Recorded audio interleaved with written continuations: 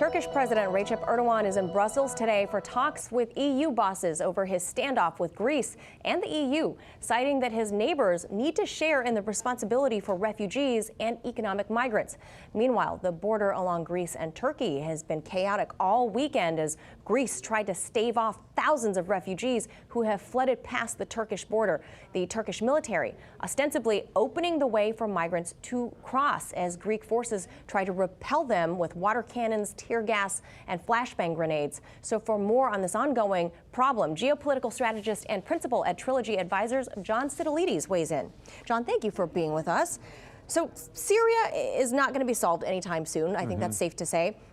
Meanwhile, the civilians are really paying the price. Many of these war refugees have fled into Turkey. Others have moved on, making their way into Greece, thus now the EU. Turkey has received billions of dollars in aid from the EU already to keep migrants on their soil. That was the agreement. So is Ankara breaching this agreement with the EU by letting those migrants walk over into Greece? Yes, and it's causing a major diplomatic and potential military problem, although we hope it doesn't get there. But we do see all of this police and law enforcement activity on the border. There's a lot to unpack here, Manila.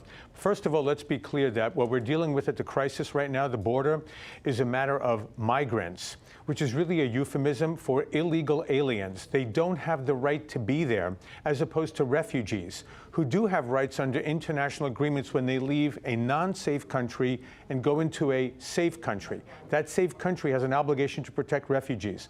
Migrants don't have their rights. They're looking for economic opportunity, but they don't have the right to walk into Greece, Bulgaria, or any other EU country, nor does Turkey have the right to declare an open border. An open border is declared by both sides of the border, not just one.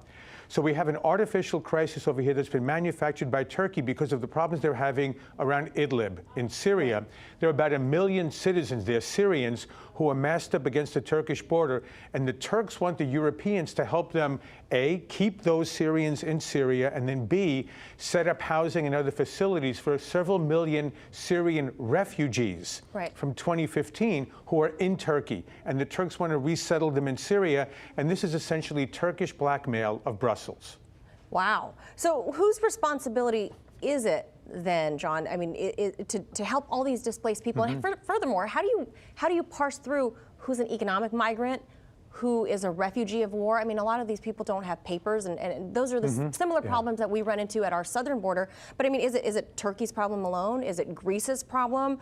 Is it the EU at large? I mean, the global responsibility? Who's supposed to look after these people? Well, if we're talking about Syrian refugees, and again, that's not the issue here. What we're dealing with on the Greek-Turkish border are mostly Afghan and Pakistani migrants.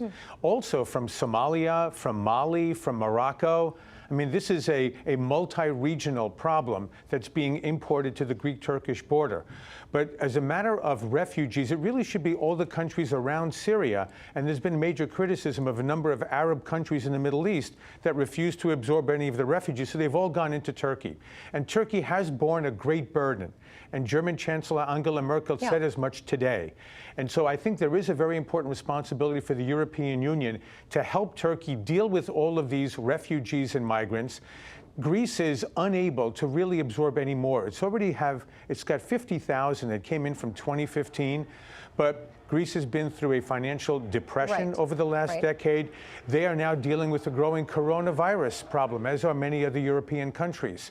And so there's only so much that can be handled at once.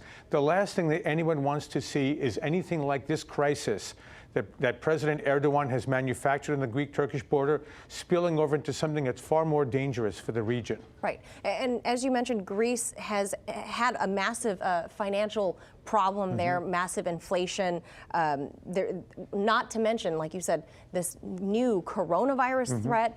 And you add the migrants, economic migrants fleeing into Greece. So the video we were just looking at there, I want to get the viewers up to speed with what we're looking at. That was a lot of nationalist protests against having these migrants show up. So Lesbos and other Greek islands have seen riots in recent weeks, burning down buildings, camps meant to hold the migrants. The locals don't want these people in their towns. Is this a knee-jerk reaction because of the financial problems the islands are having, or does this go deeper? Is it tinged with xenophobia?